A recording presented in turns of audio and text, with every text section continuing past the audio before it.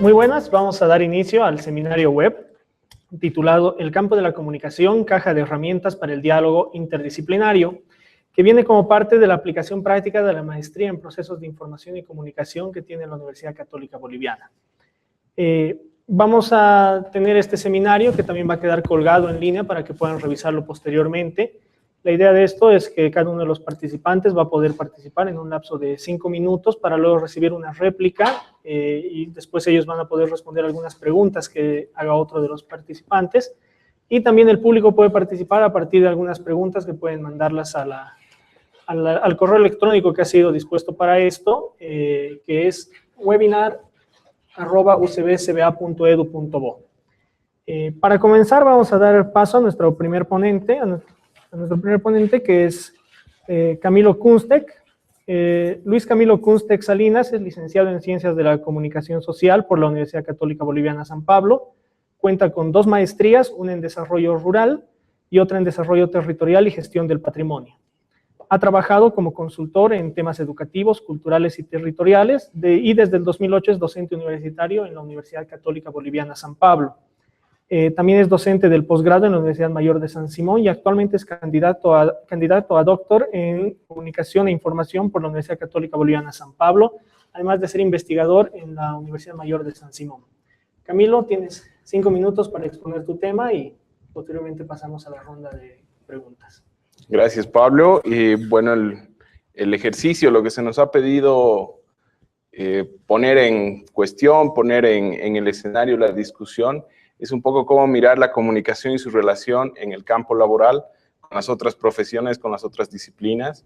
Y en esa idea, en esa lógica, yo he encontrado 3 líneas que sería interesante de debatir, de mirar. La primera que tiene que ver con la preocupación de establecer una especie de identidad de la comunicación desde la preocupación del objeto y el campo de estudio, que nos permita dialogar y encontrarnos con el otro, con las otras disciplinas, con las otras ciencias, y que por otro lado nos lleva a mirar la permanente búsqueda en el ejercicio profesional de ese objeto y de ese campo de estudio, que es una preocupación a la que los comunicadores permanentemente nos vemos enfrentados para poder encontrar los espacios y los campos donde podamos ir poniendo en práctica las herramientas y las destrezas que vamos recibiendo en la formación y sobre todo en la especialización que viene con el posgrado. En ese sentido, creo que es fundamental mirar los aportes que nos puede dar esta preocupación, pero también los escenarios en los que a mí me ha tocado desempeñar el ejercicio profesional y poner en práctica estas miradas y estas preocupaciones de la comunicación, como pueden ser la gestión del conocimiento, la investigación, la planificación y el campo cultural. En ese sentido, creo que la comunicación permite mirar de distinta manera estos procesos, ya que las preocupaciones son diferentes, pero además la presencia de estas herramientas comunicacionales modifican los procesos que se puedan dar desde la cultura, que se puedan dar desde la producción del conocimiento y desde la planificación en la gestión de proyectos y en la gestión de organizaciones. En ese sentido, por ejemplo, yo planteo la educación como un escenario comunicacional, no solo en la preocupación de los contenidos, que muchas veces se la piensa en ese sentido, sino también en la relación más allá del educador y el educando, en la relación de la institución y en la relación de toda la comunidad educativa que pasa por procesos comunicacionales. También está la presencia de la memoria en la cultura, como otro espacio en el que me ha tocado trabajar, mirando la importancia que tiene la memoria como referente de significado, como referente de identidad, como referente para entender el presente y el futuro, que también es un proceso comunicacional a través del cual lo vamos resignificando, lo vamos viendo y lo vamos compartiendo. El otro tiene que ver con la planificación, que pasa en los escenarios donde se deben construir ideas comunes y gestionarlas, ¿no es cierto? Que muchas veces el rol del comunicador es asumido desde otra mirada, desde la mirada de los gestores culturales, de los agrónomos, de los ambientalistas, que tratan de encontrar un espacio de diálogo con el otro, con su interlocutor, con su contraparte social, y cómo las herramientas comunicacionales permiten que esa relación se modifique Y también nos muestra la importancia que tiene la comunicación en relación a la investigación y la gestión del conocimiento para entenderlas como escenarios de diálogo, ¿no es cierto? Es diferente hacer la investigación más allá de la construcción del conocimiento, sino pensando en que es un diálogo de conocimiento con una sociedad y un experto o con una red de instituciones y de actores que hacen al proceso investigativo, y cómo hacer que ese conocimiento pase de ser compartido, ser divulgado en una comunidad de especialistas, pase a una verdadera apropiación cotidiana, ¿no es cierto? Eso también pasa por herramientas que vienen de la reflexión y de la preocupación permanente de la comunicación por la delimitación de un objeto y de un campo de trabajo, un campo de acción o un campo de estudio. Y finalmente una preocupación que está relacionada con las últimas miradas que le estoy dando a esta relación o al rol que juega la comunicación en el contexto de una sociedad compleja y demás, es mirar este proceso que se está viviendo y en el cual el fenómeno que estamos viviendo en nuestro país es fundamental, es la discusión del desarrollo. Es decir, esa panacea, ese letrero luminoso al cual todos teníamos que acceder, parece que no es solamente un tema de transmitir conocimientos, sino de significados y de construcción de sentidos y de referentes que se van dando en las sociedades. Entonces, un poco por ahí va la reflexión con la que yo pretendo aportar y plantear a este seminario. Gracias, Camilo. Recordarles a todos que vamos a tener también disponibles los documentos para que puedan revisar los documentos de dónde surgen todas estas discusiones que se están realizando. Voy a dar paso a Ivette Mercado, por favor, a que hagas el comentario del documento de Camilo. Bueno, gracias, Pablo. Buenas noches. Comentarte, Camilo, que puedo destacar 5 puntos importantes, ¿no?, de la ponencia que has realizado. Tú hablas de la existencia de una necesidad de delimitación tanto del objeto de estudio para fines de investigación, etcétera, como la delimitación de las herramientas o del campo mismo de acción de un comunicador social, ¿no? Traduciendo a términos simples, el comunicador que entra a determinada institución, etcétera, y dice, bueno, ahora, ¿cuál es mi campo de trabajo? ¿Qué voy a hacer? O el investigador que se pregunta, ¿cuál va a ser mi objeto de estudio? ¿No? Entonces, creo que tú resaltas, ¿no?, esa importancia de pensar y repensar realmente tal vez la base sobre la cual va a operar el comunicador social, ¿no? Después también habla sobre una demanda, ¿no?, de un permanente diálogo, de una construcción interdisciplinar, ¿no? El hecho tal vez de que, vuelvo al mismo caso, al mismo ejemplo de una institución donde se encuentra un agrónomo, un ingeniero civil, un psicólogo, no sé. En estos círculos, digamos, de trabajo, se está abriendo paso a la importancia del trabajo de un comunicador, ¿no? O sea, en qué medida el comunicador puede aportar siendo estratega, digamos, y ya no solo esta persona a la que se le va a decir, bueno, hazme este videíto, haz este reportaje, edita esto, no sé qué, ¿no? Entonces viene a ser el que va a diseñar la estrategia desde los conceptos y va a encontrar la manera, digamos, para que se dé la comunicación de manera eficiente, ¿no? Después tenemos lo que decías hace un momentito, la educación como un escenario comunicacional, ¿no? 3 puntos destacas de eso: la importancia de la comunicación para la producción de materiales educativos,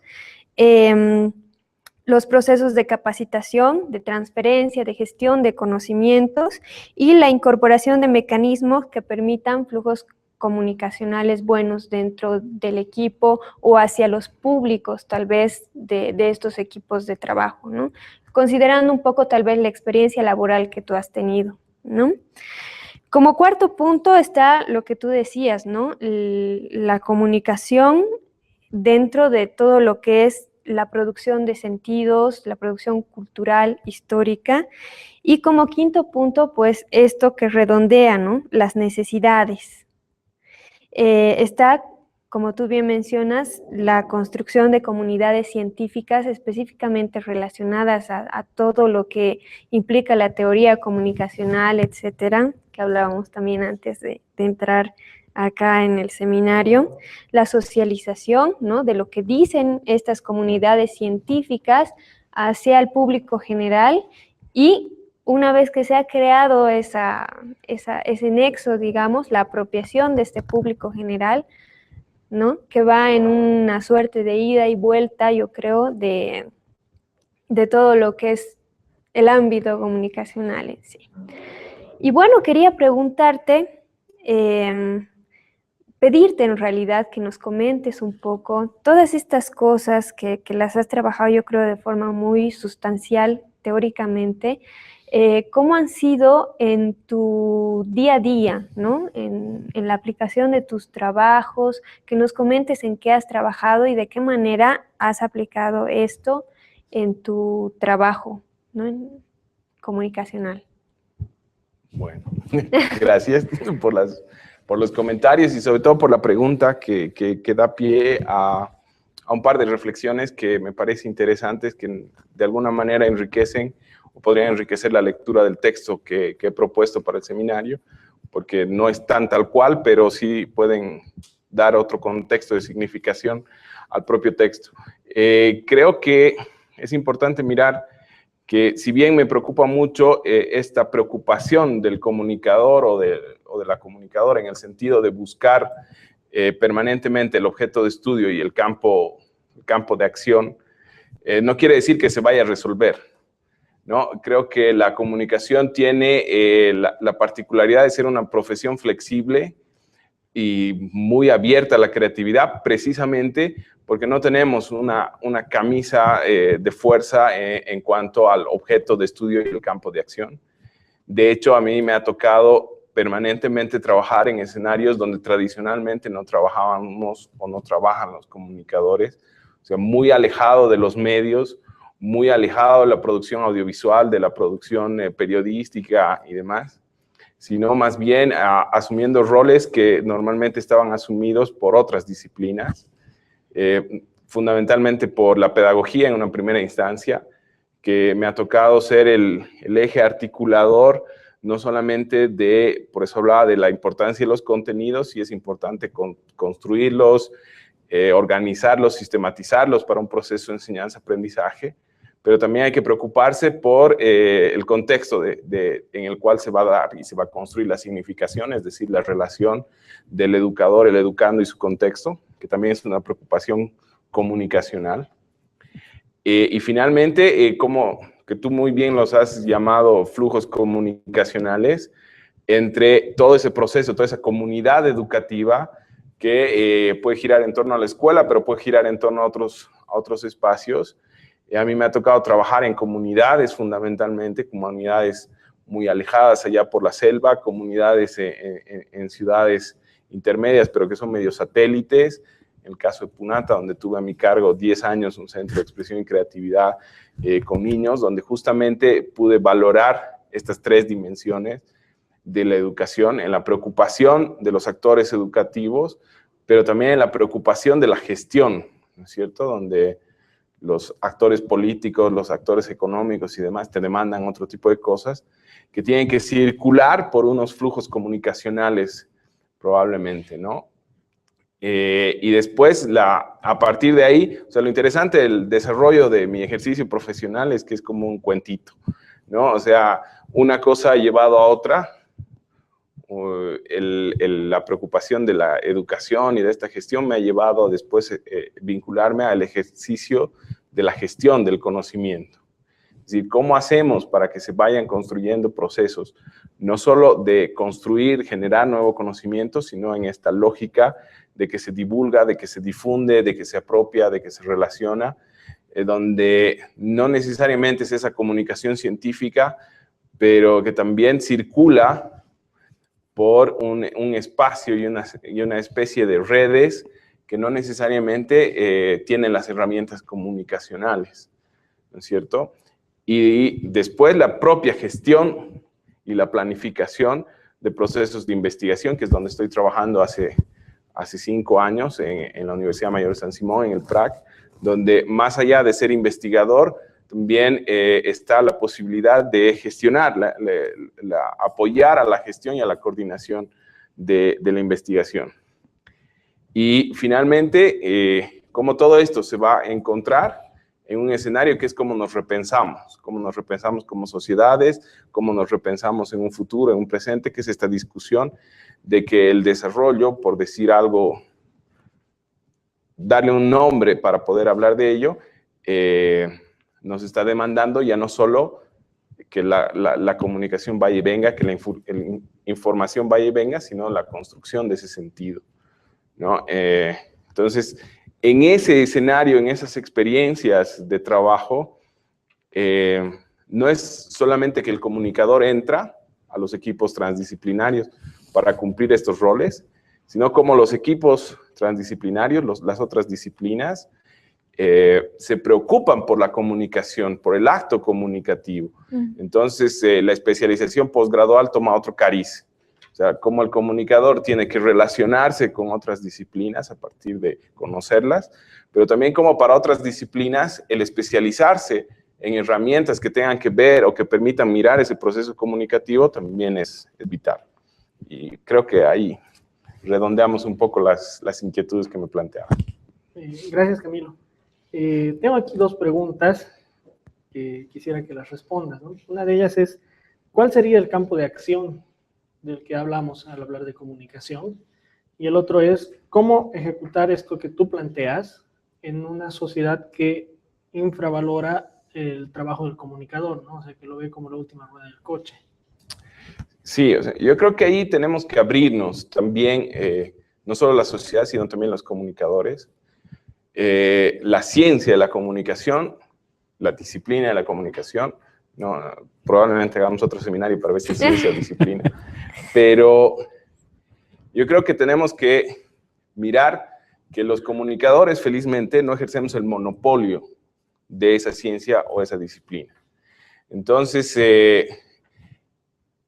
nos conflictúa porque no somos el centro y no somos indispensables en los procesos inter o trans o los trabajos de equipo, sino que hay que ganarse el espacio y hay que ganárselo no solamente en cuanto a las herramientas que manejo, sino a esto que yo digo, las posibilidades que puedo dar de recrear los procesos, es decir, cuán diferente puede ser el trabajo de un equipo de profesionales o de personas, ciudadanos, lo que fuera, con la presencia o no la presencia de procesos comunicacionales planificados, gestados y pensados, ¿no es cierto?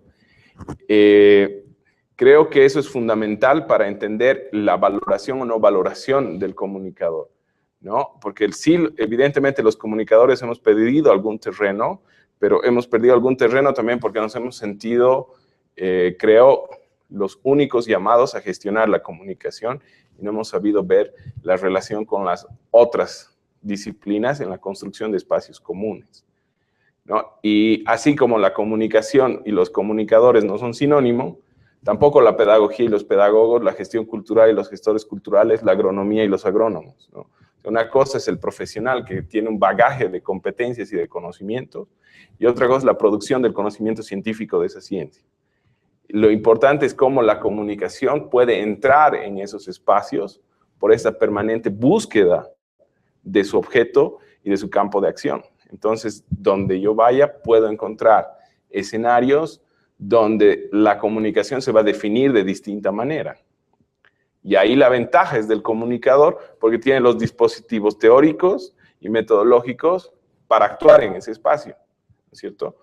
Pero no quiere decir que un agrónomo, yo he aprendido mucha comunicación de los agrónomos en campo, no pueda tener la misma preocupación por esa ciencia y pueda también capacitarse, especializarse en esos dispositivos teóricos y metodológicos. Así como también a mí me ha tocado trabajar con agrónomos donde yo les he enseñado un sistema de producción agroecológica, que ellos no conocían y no habían recibido en su formación, pero mi especialización en desarrollo rural, por ejemplo, que es netamente agronómico, es una especialización de la disciplina de la agronomía, me ha permitido a mí interactuar desde ese rol, ¿no? Entonces creo que para responder a las dos preguntas, lo fundamental es mirar que la comunicación como ciencia o disciplina no es sinónimo de comunicador.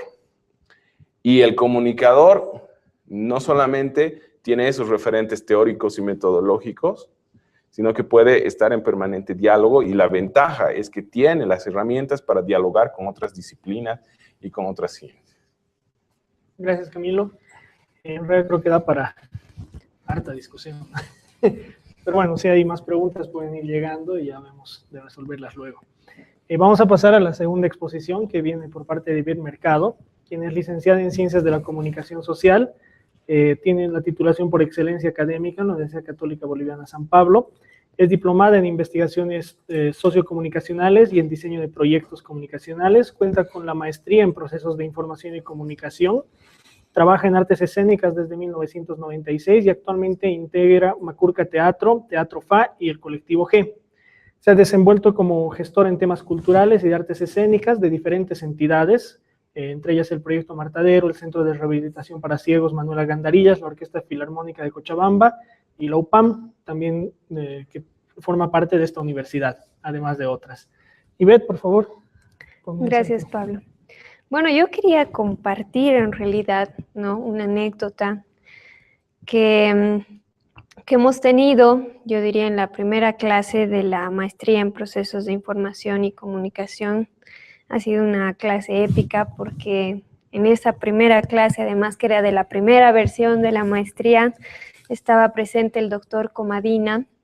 Era una clase de epistemología de la comunicación y ha empezado diciéndonos: la comunicación no es una ciencia. Claro, ahí nosotros estábamos al borde de crucificarnos, ¿no?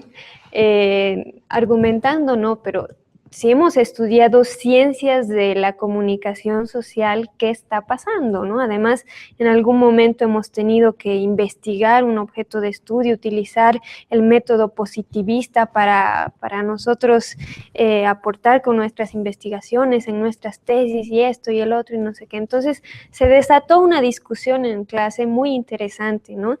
Y nosotros como estudiantes de la maestría desesperados en justificar por qué realmente la comunicación sí era una ciencia. Entonces hemos argumentado, por ejemplo, que tenía teorías y metodologías propias. Después que tenía un objeto de estudio definido, tal vez lo entendíamos nosotros como el proceso mismo de la comunicación, ¿no? El emisor, el mensaje, el receptor, y a veces se pueden estudiar por separado. Después no faltó alguien que tenía su diccionario ahí, que lo sacó y empezó a leer. Es ciencia porque aquí dice claramente que las ciencias son conocimientos obtenidos mediante observación, que están sistemáticamente estructurados y que se deducen a través de principios generales. Por eso es una ciencia, ¿no? Todos así alteradísimos. Entonces, claro, Comadina reaccionó y dijo: bueno, a ver, les cuento que no es una ciencia, ¿no? ¿Por qué? O sea, díganme ustedes cuáles son las competencias, bajo qué leyes generales inobjetables podría ser la comunicación una ciencia. Y claro, no supimos justificar por qué, ¿no? Porque al final de cuentas, siempre que retrocedíamos, aparecía alguna teoría que era más sociológica, más psicológica, más antropológica, etcétera. Entonces, acabamos como, claro, es verdad, tienes razón, ¿no? Y luego, bueno, a modo de tranquilizarnos, nos dijo algo así como que la comunicación estaba en todo, ¿no?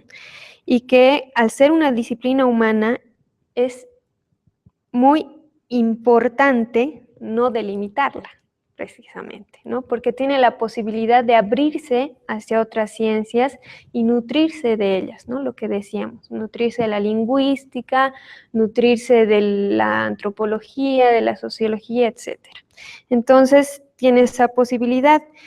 Y sobre todo, algo que me quedó así recontra grabado en el cerebro es el hecho de que es una disciplina que puede ser utilizada como una herramienta heurística. Me decía que es heurístico. Una herramienta de búsqueda de conocimiento. Entonces, claro, he agarrado esto porque me servía de sobremanera. Yo siempre he querido hacer teatro, es más, entré a comunicación un poco obligada, ¿no? Porque yo quería estudiar teatro, estudié en el Laredo, había hecho teatro ahí, así que, bueno, era como que o estudias una carrera o estudias, ¿no? Entonces elegí comunicación por varias razones y porque de alguna manera complementaba lo que quería hacer. Me gustó mucho, me gustó muchísimo y empecé a juntar las dos cosas, ¿no? A trabajar en gestión cultural, digamos, basándome en las herramientas del teatro, de la comunicación, perdón, para lograr mis objetivos, ¿no? Así he empezado en gestión cultural, trabajando en el Instituto Cultural Boliviano Alemán, donde básicamente me dijeron, bueno, tienes que organizar actividades y publicitarlas. Bueno, entonces, después de la currícula, haber llevado comunicación en pregrado, luego en la maestría, pues bueno, creo que tenía las herramientas suficientes como para desempeñarme en la organización de eventos y obviamente en la publicitación, ¿no? Acudiendo también tal vez a cosas más específicas como el marketing cultural, etcétera. Después he trabajado con personas no videntes, con personas con discapacidad visual, he trabajado con personas adulto mayores, he trabajado en el Martadero, he trabajado, bueno, en una serie de proyectos que tenían que ver específicamente con teatro, ¿no? Utilizando, como decía, la comunicación para llevar adelante los objetivos laborales. Ya. Gracias, Ivette. Vamos a dar paso a Rodrigo Lizarazo, quien te va a hacer el comentario sobre este tema que es bastante espinoso, ¿no? Es largo y espinoso. Rodrigo. Gracias, Pablo. No sé si llamarle espinoso, ¿no? Pero creo que es ilustrador de lo que podría ser la comunicación por nosotros cuando queremos hacer algo, como en tu caso, por ejemplo, el teatro, ¿no? Y el desarrollo de las artes. Sí, cuando yo leía tu presentación, entraba en esa misma polémica de si la comunicación es ciencia, no es ciencia, es disciplina, no es disciplina. Y como bien lo ha dicho Camilo hace un cacho, muy probablemente tendremos que hacer otro seminario en otro momento para definir algunas cosas. Lo bueno, en todo caso, me pareciera que puede haberse dado, ¿no? en esa materia, en esa aula, en ese momento, la posibilidad de una reflexión sobre lo que es la comunicación y lo que no es. Y a partir de ello también empezar a conocerla, a reconocerla, a desarrollarla, a encontrarse con cosas que ella te puede dar. Y creo que eso encuentro también en tu presentación, cuando dices que la comunicación te ha facilitado ciertas herramientas, ¿no? Como herramientas de planificación para el desarrollo de tus actividades teatrales, o para el desarrollo también de tus textos o guiones. Creo que el estudio y la rebúsqueda de ciertos significados dentro de lo que es la comunicación, significados que puedo referirme en este caso a significados conceptuales, teóricos, etc. Tal vez abre ciertos horizontes, no sé si me equivoco, pero me da la impresión que así es cuando leo tu texto. A mí me gustaría, en cierta medida, que pudieses ampliar un poco más, ¿no? ¿Qué elementos, tal vez de una forma más explícita, de una forma más, sí, llamémoslo explícito, qué elementos has recibido dentro de todos estos estudios de comunicación, ya sea en el pregrado por un lado, pero sobre todo en la maestría también, que te han ayudado a desarrollar tus actividades, especialmente en el marco del teatro, la escritura para el teatro, el imaginar el teatro? Imagino que tiene que ser una tarea muy enriquecedora, pero a la vez también, no sé, fructífera en el sentido de juega nuestra imaginación, juegan los datos dentro de nosotros, y etc. ¿Hay herramientas, hay asuntos, elementos que te hayan sido de utilidad a partir de lo que has recibido en la maestría, dentro de lo que es este asunto de las artes? Yo diría que todo, todo. No hay hasta ahora nada que no haya aprendido en comunicación que no haya tenido que aplicarlo alguna vez en la vida laboral, ¿no? Está, por ejemplo, la capacidad de planificar proyectos, ¿no? De fijarse objetivos, porque quedarse solamente con lo teatral, con lo estético, no llegas a nada, ¿no? Si quieres vivir alguna vez del teatro, tienes que plantearte objetivos, cómo vas a trabajar la obra, con cuántos actores, a qué público te vas a dirigir, ¿no? ¿Cuáles son tus fortalezas, tus debilidades, tus amenazas, tu foda, básicamente, y estudiar tus públicos, etcétera, ¿no? O sea, hay un proceso riguroso de planificación y creo que esas herramientas han ayudado a muchos proyectos, como por ejemplo el de Macurca Teatro, que tenía que ver con la recuperación de cuentos de la tradición oral, que hemos tenido el gusto de trabajar con Camilo para entonces, que era recopilar cuentos, ¿no? Hemos hecho una investigación etnográfica y luego, bueno, ¿no? Toda la tarea de planificación. El proyecto lleva ya 8 años y se sigue presentando esta obra en diferentes lugares porque está promoviendo de cierta forma la revalorización de esos cuentos y un diálogo intercultural también, ¿no? Después está lo que decía, la publicidad, ¿no? La capacidad realmente para llegar, vender. Imagínense si ya es difícil vender un producto tangible, lo difícil que puede ser llegar a vender cierto tipo de arte, ¿no? Es complicado, pero hay que darse modos, hay que encontrar estrategias y creo que esas estrategias las he encontrado en las herramientas, ¿no? Bueno, la posibilidad de investigación también he podido experimentar eso a través de mi tesis, ¿no? La separación del objeto, el estudiar los discursos, porque he hecho mi tesis sobre estrategias discursivas de los actores sociales involucrados en el conflicto martadero.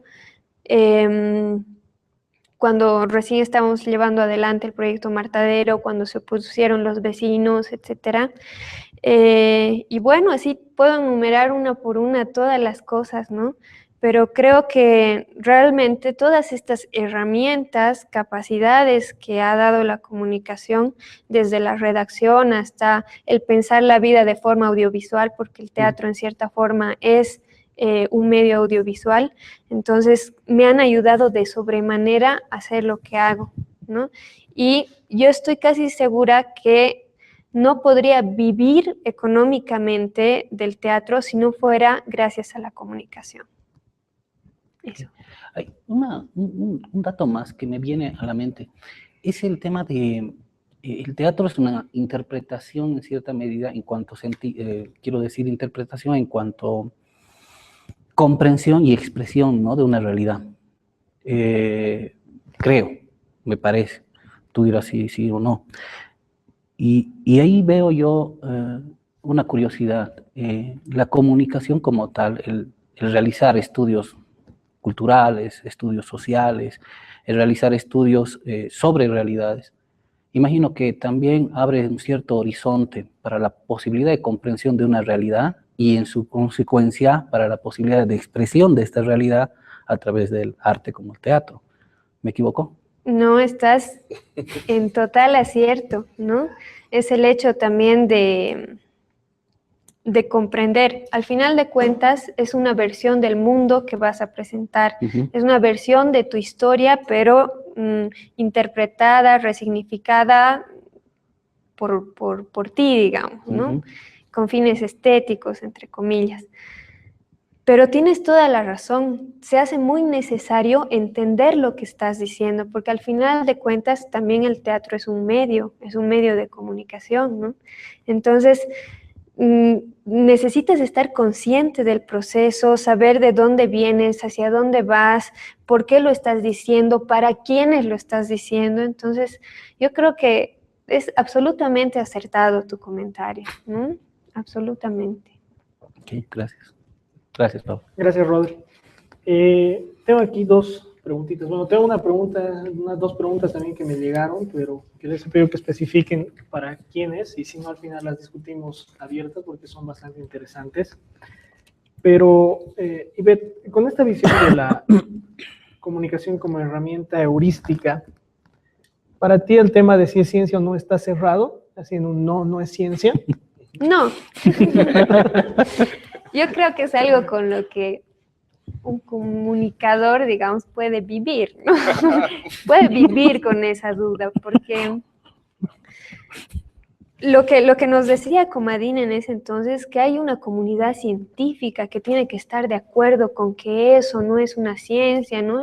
Llegando a niveles de poder que, la verdad, son hasta desconocidos para un Michi estudiante, digamos, ¿no? Pero creo que es algo sobre lo que tenemos que discutir, eso sí, ¿no? Es algo que tenemos que preguntarnos siempre, tenemos que buscar por qué sí, por qué no, en qué manera podemos justificar qué es, etcétera.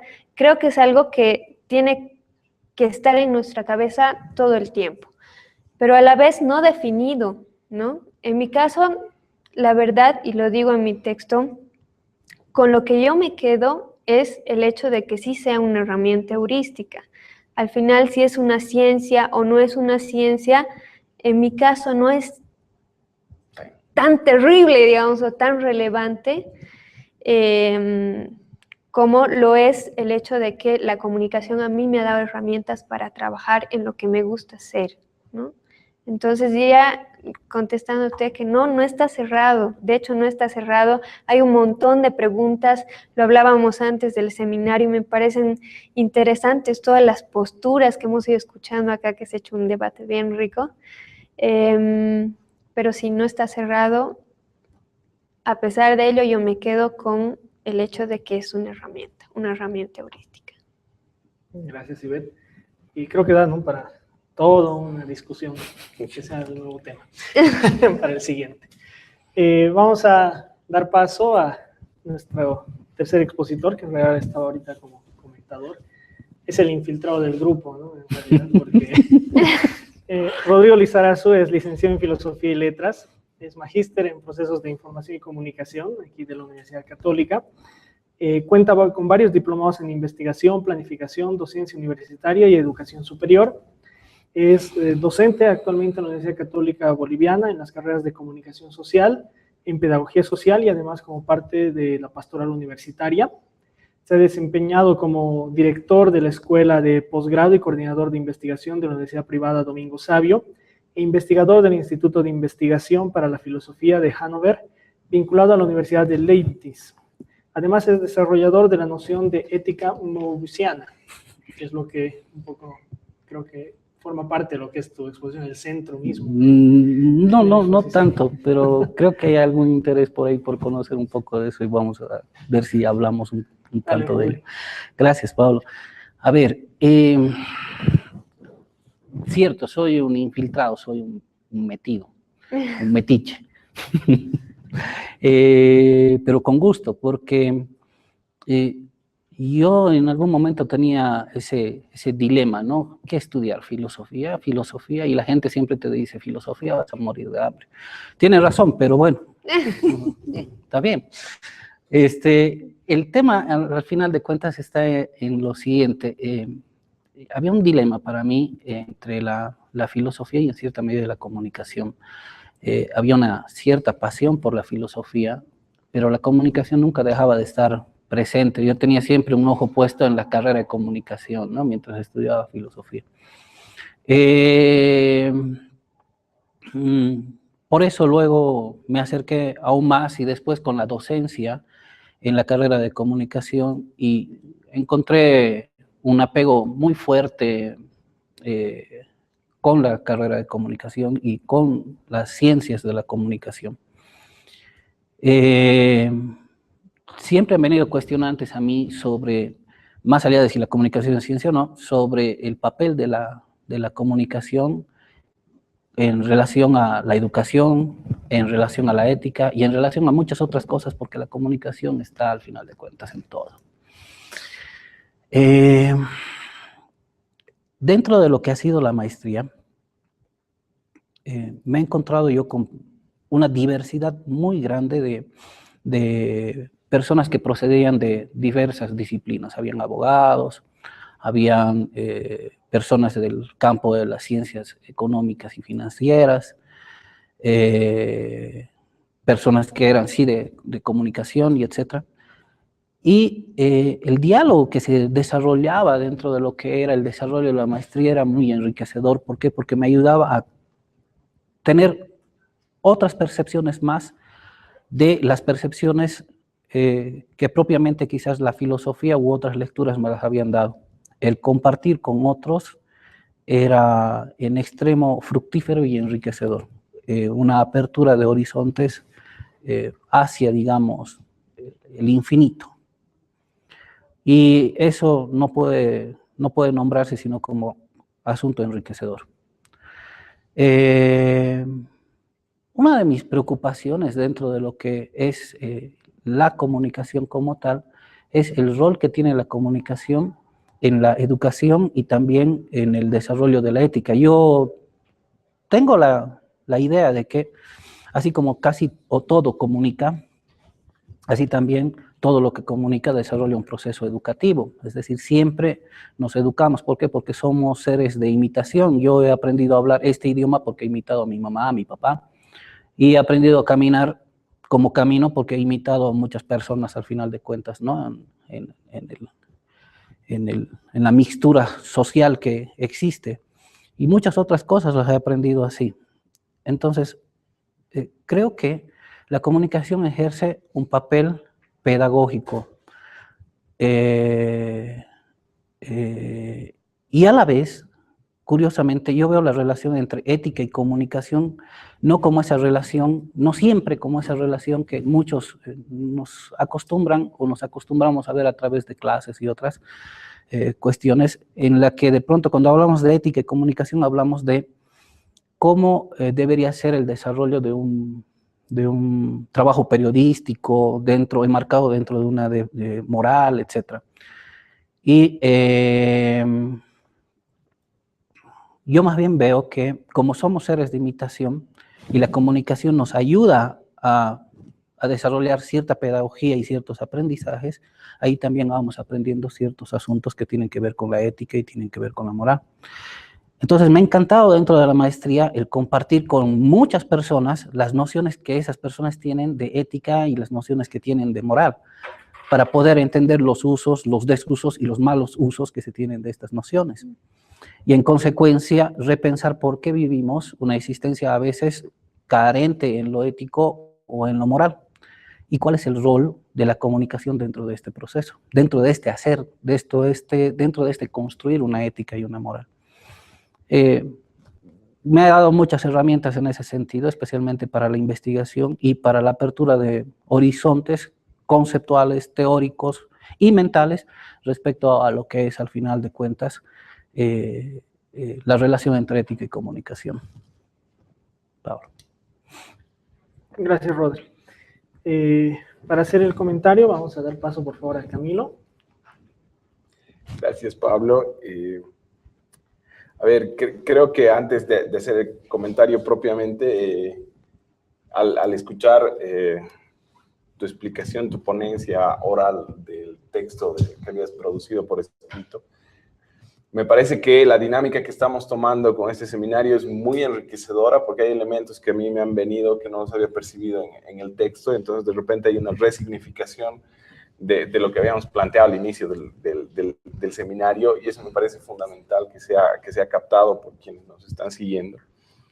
Y creo que hay un énfasis en lo que propones ahora y en lo que estaba reflejado en el texto, que además, esto es novedoso, no lo había percibido en el texto de inicio, replantea lo que es la formación posgradual, ¿no?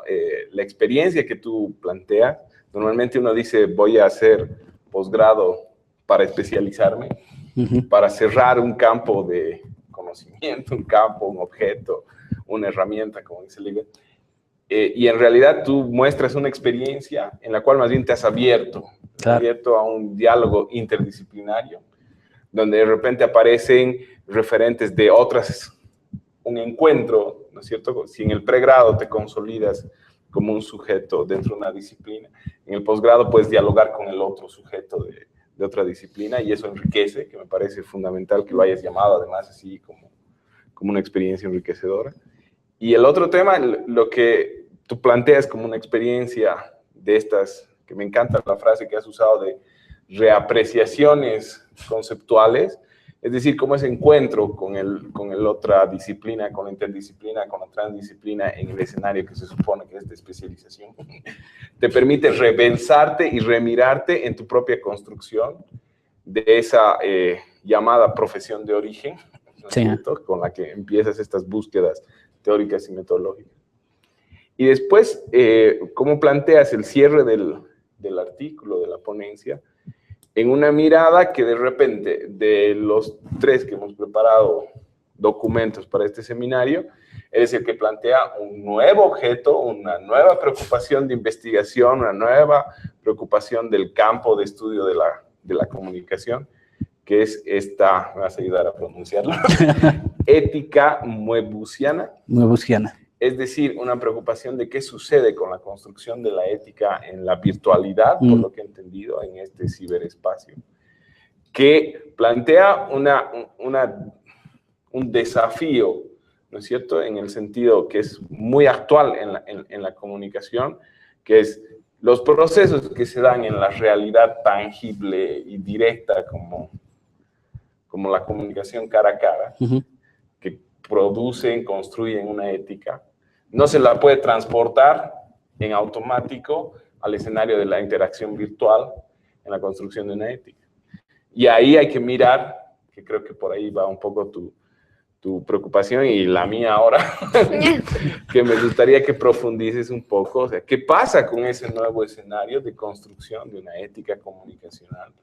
Que probablemente no es una transferencia, ni una copia, ni una virtualización de una ética que se da en la tangibilidad o en la realidad. Quisiera que un poquito profundices por ahí, porque además muestra, por eso decía, habría que empezar a pensar que la maestría no solamente es especialización, el posgrado no solamente es especialización, sino también es repensarse a uno mismo, porque si los comunicadores que han sido tus compañeros habrán tenido que repensar su propia profesión en la que estaban pensando especializar. Sí. Sí. A ver, en cierta medida, gracias al diálogo interdisciplinario y al conocimiento de lo que entendían abogados o agrónomos o personas de las ciencias financieras por lo que era ética, me llamaba mucho la atención esa diversidad de conceptos que se puedan manejar y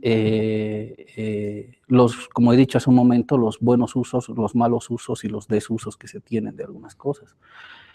Entonces, yo debo indicar además que esta maestría, la versión en la que yo he cursado, la he cursado en una versión virtual. Entonces, el diálogo que yo tenía con ellos era a través de la computadora. Y de ahí se me abrió un poco también el horizonte a pensar cómo es la ética o cómo se desarrolla la ética dentro de las redes sociales y en estas interacciones en el ciberespacio. Entonces, una noción que es importante entender de inicio es que el ciberespacio no es lo mismo o no tiene la misma naturaleza que el espacio real. El espacio real, más bien, es normalmente bilógico. En el espacio real existe el bien, el mal, el sí, el no, el blanco, el negro, el apagado, el encendido, y básicamente la ética que manejamos en el espacio real, la aristotélica, tiene esas características. No podemos hacer el bien en la misma medida que hacemos el mal, ¿ya? O sea, o hacemos más bien que mal, o hacemos más mal que bien, pero nunca lo hacemos en la misma medida y en el mismo momento. Más en el ciberespacio es paralógico, es decir, el ciberespacio no maneja una lógica bilógica, falso, verdadero y etcétera, sino una lógica alternativa, totalmente alternativa, porque ahí es posible ser lo que en el espacio real no es posible ser. En el espacio virtual es posible vivir lo que en el espacio real no es posible vivir. De hecho, el espacio virtual está hecho justo para eso también.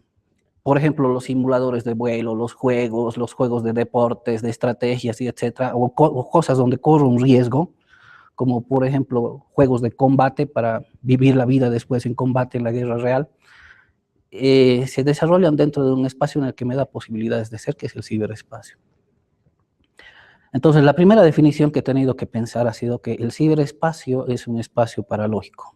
¿Ya? No es lo mismo que el espacio real. Y para representar el ciberespacio como espacio paralógico, he tenido que irme a una figura geométrica que se llama la banda de Moebius. La banda de Moebius tiene una sola cara y un solo borde. En cambio, una banda circular cualquiera tiene una banda externa, una cara externa y una cara interna. La banda circular representa más a la vida del espacio real, digamos, falso, verdadero, sí, no, etcétera. Y en este otro lado representa las posibilidades de ser, posibilidades de hacer, posibilidades de vivir. Pero hay un tema más. En el ciberespacio podemos vivir, o sea, hace un momento charlábamos, antes de comenzar todo esto con Ivette, tú te puedes llamar Camilo Ivette allá en el ciberespacio y no hay ningún problema, ¿no ve? Y puedes cambiarte tu foto y no hay ningún problema. Estás haciendo en ese momento lo que tú quieres ser y comunicando lo que quieres ser, el deseo de algo que quieres ser, o jugando a hacer algo y no hay ningún problema. Y se está desarrollando una tercera dimensión que es el ser siendo del comunicador. Eso significa que yo soy en el espacio real, puedo ser algo en el espacio virtual, pero a la vez esas dos cosas que estoy siendo me hacen ser lo que yo quiero ser y puedo ser. No hay problema. Es interesante que se pueda desarrollar todas estas cuestiones, es interesante que existan estas posibilidades, algunos irán en contra, yo no estoy ni en contra ni en favor, solamente estoy diciendo existe, le estoy poniendo un nombre, punto. Tampoco estoy cerrado a observaciones, otras visiones y etcétera. Y le llamo moebiusiana porque comparte esa ética o ese modo existencial de vivir algunas características con las características topológicas de la banda de Moebius. La banda de Moebius, por ejemplo, tiene una sola cara que conjuga dos anteriores.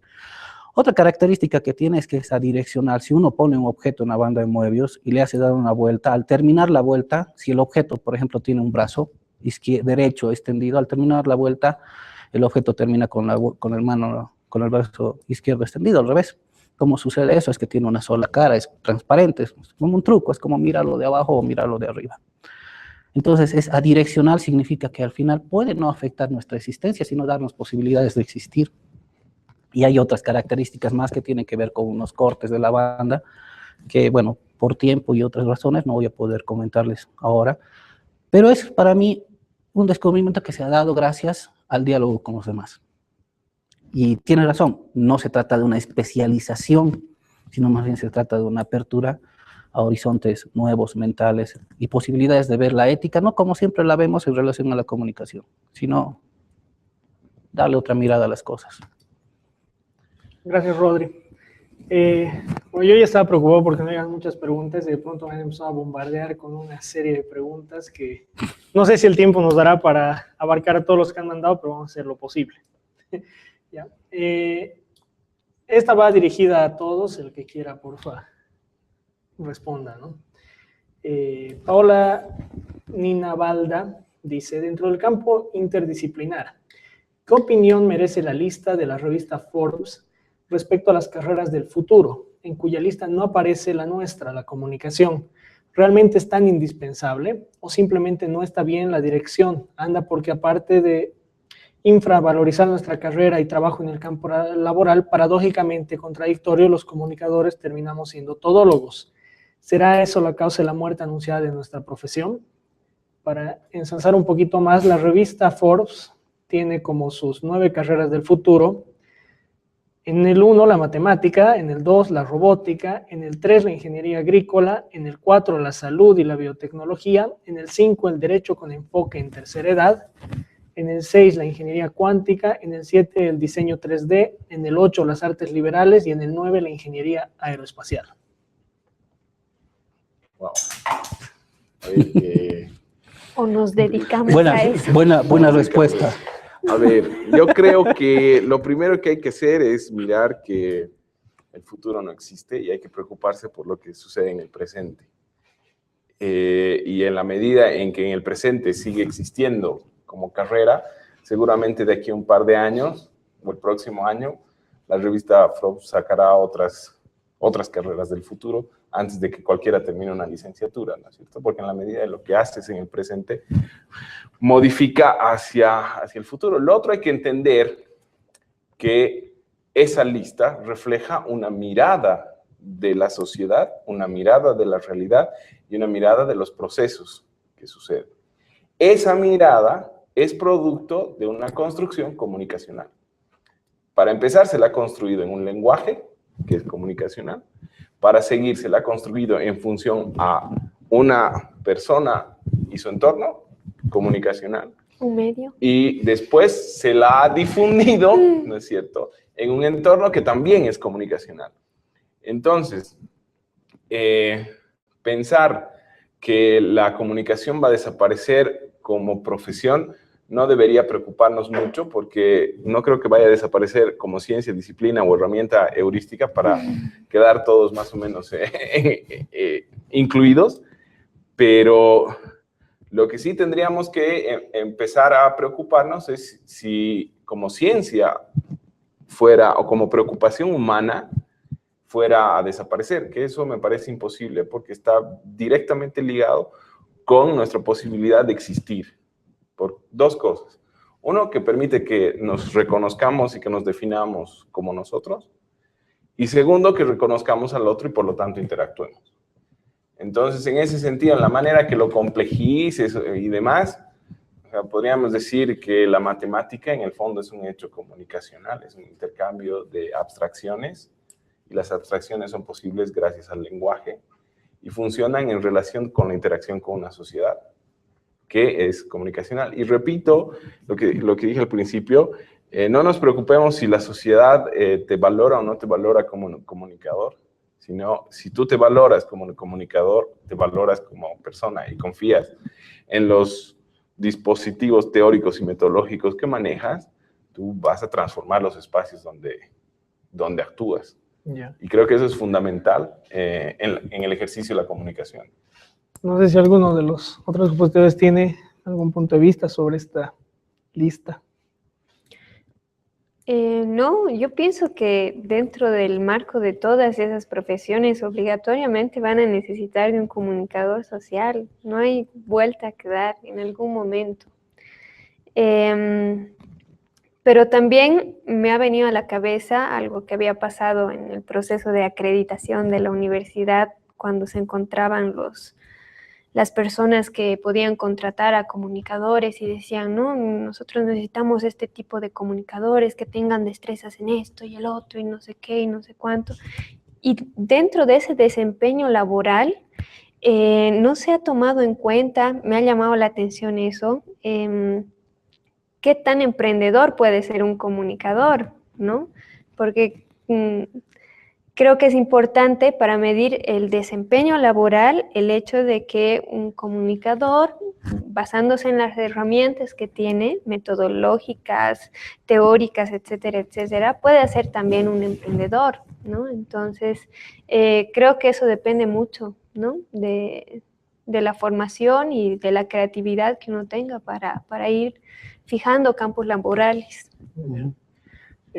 Hay una pregunta más de ella, de Paola Nina Balda, que dice, va al otro lado, así más específica. ¿cuánto avance tenemos en cuanto a comunicación con y para personas con discapacidad? Y especifica, ella dice, el CECRAD de La Paz de nuestra universidad tiene una experiencia fuerte, pero ¿qué hacemos dentro del campo laboral? ¿Realmente vemos a la comunicación como una herramienta de inclusión social? ¿Puedo yo responder eso? Tú has trabajado Yo con, he justamente trabajado con esa población. 3 años en el Centro de Rehabilitación para Ciegos Manuela Gandarillas, y creo que es importante no hacerse esas preguntas, ¿no? Si lo que hago es teatro y es un medio audiovisual, entonces, ¿cómo puedo hacer para incorporar a alguien que no puede ver este trabajo, esta labor, este ejercicio creativo, digamos? Entonces, creo que más que nada el comunicador tiene deberes importantes, ¿no? Con la integración, con los procesos de, yo diría, integración es la palabra, ¿no? Con las personas con distintos tipos de discapacidades. Entonces, hay que trabajar mucho en eso, muchísimo, desde, creo, la posición de cada uno, ¿no? ¿Cómo puede Camilo, desde lo que hace, trabajar en procesos de integración con personas con distintos tipos de discapacidad? Lo mismo para Rodri, lo mismo para ti, Pablo. Pero es una pregunta que obligatoriamente nos tenemos que hacer por un principio básico de derechos humanos, ¿no? De inclusión al otro, al diferente. Y una cosa que también es importante por el ejemplo que daba en la construcción de la pregunta. No necesariamente lo que uno vaya a hacer por la comunicación, por inclusiva y demás, pasa por los esfuerzos institucionales de crear espacios especiales que son necesarios, como el caso que mencionan del CECRAD de La Paz, pero a mí me venía también a la mente que la carrera de comunicación acá en Cochabamba tiene un egresado no vidente. Es decir, no solamente ha tenido un espacio especial, sino ha sabido adecuar todo su proceso formativo para que una persona con capacidades diferentes o discapacidades, dependiendo cómo uno lo quiera definir, haya podido pasar todo el proceso de formación hasta lograr una licenciatura y hoy en día es un comunicador exitoso, ¿no es cierto? Entonces también parte otra vez de la apertura en la construcción. O sea, no es obligatorio encontrarse con personas discapacitadas para tener una actitud inclusiva frente al ejercicio de la profesión.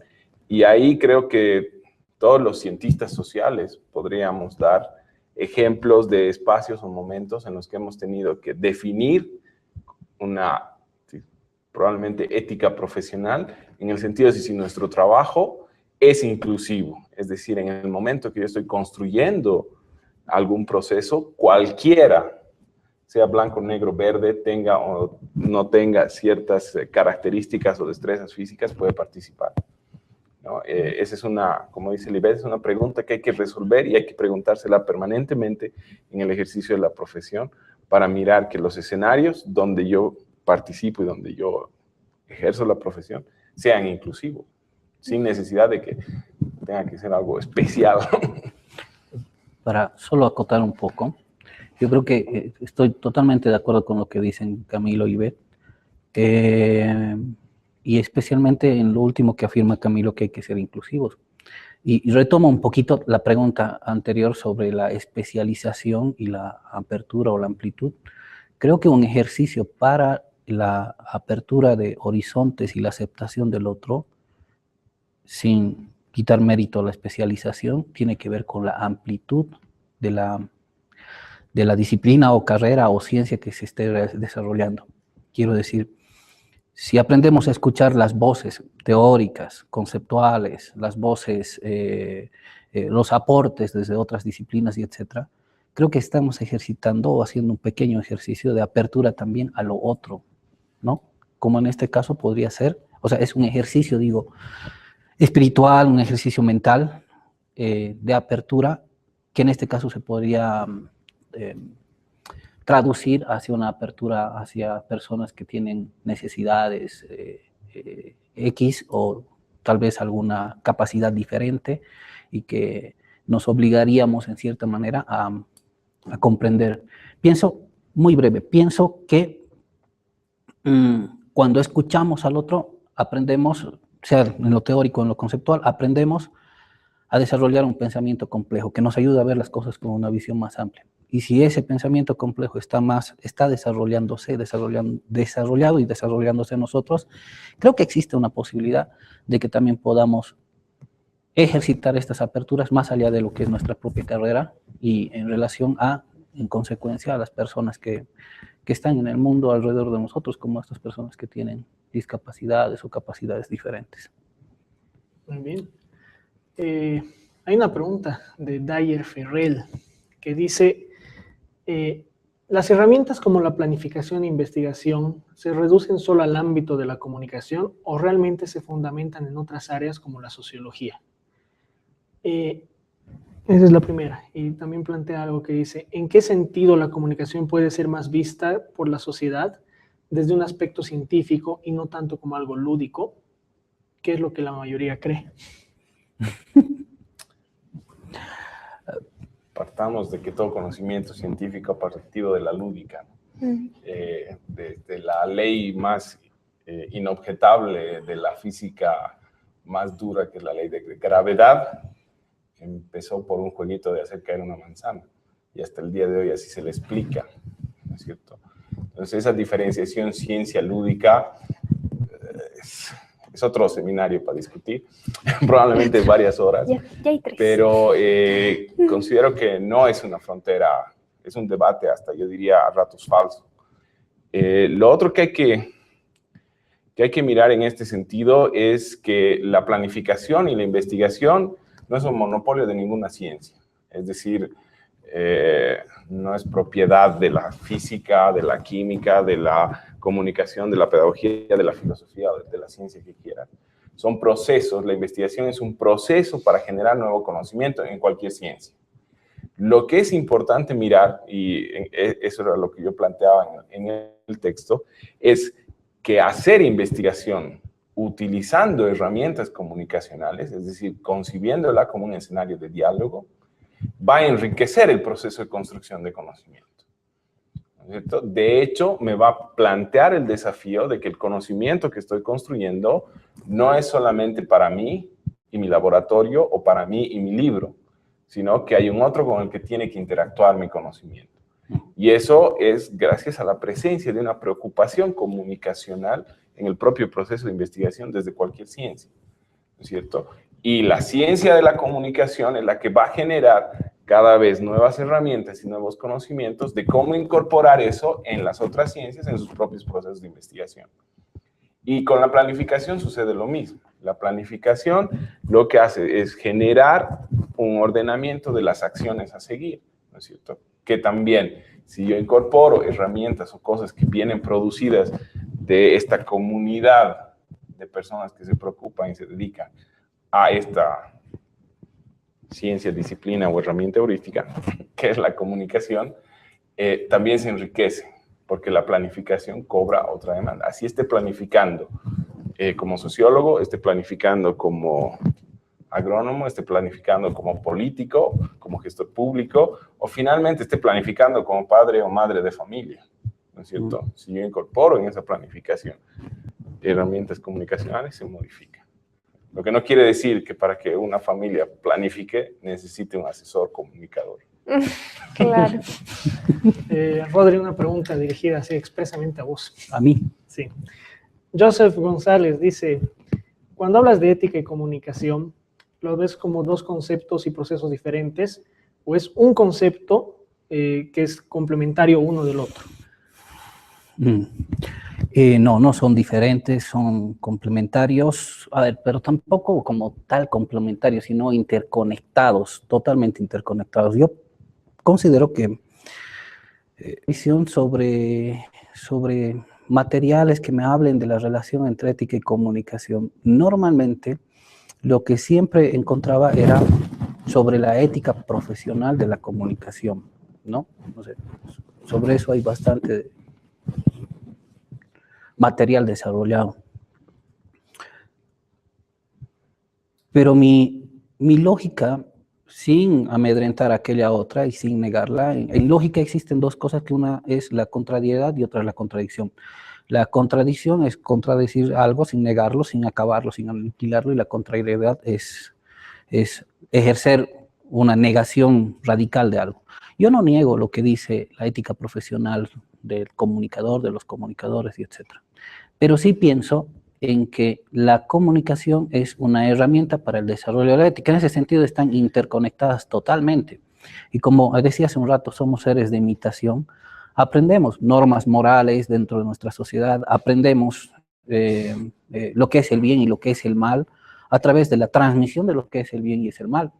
Es decir, yo he aprendido ciertas cosas como buenas, como malas, como lindas, como feas, como gustosas o como horribles, simple y llanamente porque se ha dado una especie de interacción con el resto de la gente, un proceso de comunicación con el resto de la gente que me ha ayudado en buena medida a establecer, digamos, ¿no?, mis definiciones morales de la vida.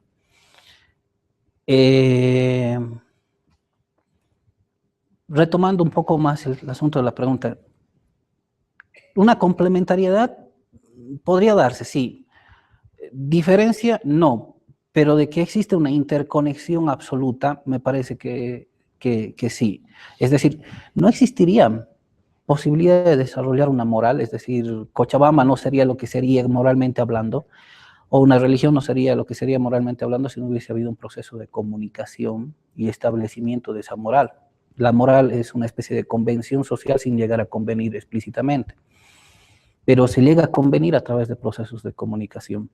Esos procesos de comunicación, para aclarar un poco más, me parece que se desarrollan en el marco de lo que un autor que se llama López Herrerías, un pedagogo social, por cierto, ven como la interdisciplinaridad, dice que son las totalidades relativas culturales. ¿Qué son esas totalidades relativas culturales? Las totalidades relativas culturales son simples, no se asusten. Es todas las referencias culturales que están en el éter flotando y que se transmiten en tanto sean importantes para nosotros a través de un proceso de comunicación. Punto. Tengo una pregunta para Ivette. Saúl Morón dice, ¿hasta qué punto es aplicable esta visión de la comunicación? Me imagino que se refiere a la de herramienta heurística, dentro de lo que es el teatro como medio de comunicación. ¿Y qué pasa con el teatro alternativo en ese sentido? Pienso que no hay una diferencia cualitativa, ¿no?, entre un tipo de teatro de tal estilo o de tal otro, ¿no? Obviamente los procesos son diferentes, ¿no?, en cada universo, digamos, teatral. Para mí ha sido muy útil, ¿no?, porque realmente en cada obra hay un proceso de investigación que está detrás de lo que se va a decir. Ya el hecho de considerar el espacio en el que nos vamos a presentar tiene que ver también con un proceso de planificación, a qué público nos vamos a dirigir, cómo lo vamos a hacer, con qué palabras, con qué forma, vamos a utilizar o no metáforas visuales, vamos a construir la obra de qué manera, con qué actores. Todo eso tiene que ver, yo creo, con un ejercicio de la comunicación como herramienta. Ahora, bien, hay tipos de teatro, ¿no?, que te permiten tener también una labor pedagógica, digamos, en otros sentidos, que no se quedan en este nivel artístico, estético, que muestro algo por mostrar y ya, ¿no?, sino que van un poquito más allá y buscan, no sé, enseñar, buscan. En el caso nuestro, por ejemplo, cuando trabajamos con el Centro Manuela Gandarillas, ¿no?, desarrollar ciertas aptitudes. Lo que nos interesaba era el proceso, no el resultado. El proceso en cómo los chicos con discapacidad visual iban a utilizar su cuerpo, las herramientas creativas, etcétera, etcétera. Entonces, más importante era el proceso mismo de formación de la obra, también como proceso de aprendizaje que la misma presentación, ¿no? La presentación se daba por añadidura, pero lo verdaderamente rico era el proceso de construcción de la obra. Que creo va muy relacionado con una pregunta que el Ernesto Jalporati Guevara lanzaba, ¿no? Sobre quiénes son los personajes que entran como parte del proceso de comunicación, los escenarios, ¿no? Hay una pregunta más, no nos va a dar el tiempo ya, la voy a leer, pero lo bueno es que está en el grupo de Facebook de estudiantes, así que ustedes que están ahí pueden entrar y responderle a esta persona. Es el Diego Rengel. Diego Rengel dice, y es una pregunta muy interesante, tantas teorías, corrientes, conceptos, intelectualidades, visiones filosóficas sobre la ética, ¿dónde encajan en la realidad en sí, especialmente en la realidad boliviana? Entonces creo que esa discusión se puede trasladar con este movimiento mobusiano a la red. Totalmente. Porque el tiempo no nos va a dar. Agradecerles a los tres, ¿no? Por participar, muchas gracias. Comprometerlos para continuar, ¿no? Con este diálogo, y también yo creo que es parte del compromiso de la carrera y del proceso que se sigue, continuar con este tipo de diálogos, mejorarlos, enriquecerlos, hacerlos continuamente para traer más temas, ¿no? A discusión, que no queden solamente en tesis ahí ordenadas en la biblioteca, sino que se vayan reflexionando aquí a través de este tipo de encuentros, ¿no? Muchas gracias a todos, gracias a los que nos han seguido, invitarlos a que sigan el grupo de Facebook, los comentarios, todo, van a tener también los documentos, tanto en el comentario que van a tener en el YouTube, como también en el evento que se ha creado, ¿no? para este encuentro que hemos tenido. Gracias y nos vemos. A vos, gracias. Gracias a ustedes.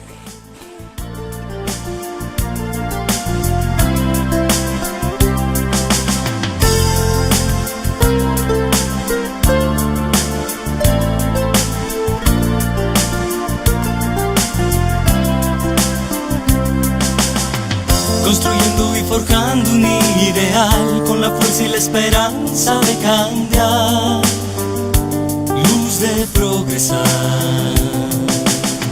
Vamos juntos compartiendo en el vivir, día a día construyendo un porvenir.